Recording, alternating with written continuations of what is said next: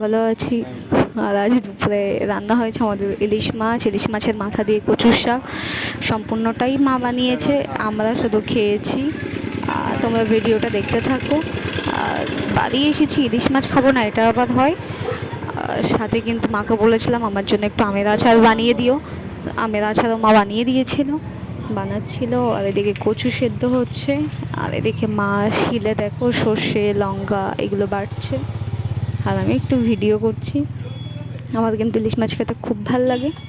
তোমাদের কোন মাছ খেতে ভালো লাগে অবশ্যই কমেন্টস করে জানিও। আমার ভিডিও যারা দেখো তাদেরকে অনেক অনেক থ্যাংক ইউ, অনেক ভালোবাসা। এই ছিল আজকে আমাদের দুপুরের মেনু। আর আজকে আমার হাজব্যান্ডও এসেছিলো, যার জন্য আরও এত কিছু।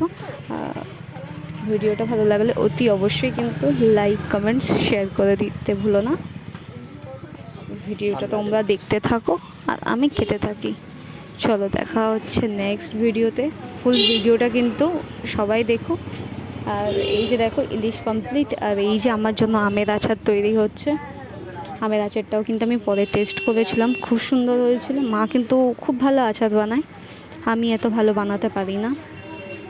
মায়ের, পৃথিবীর সব মায়েদের হাতেরই রান্না ভালো, এটা সবাই বলে।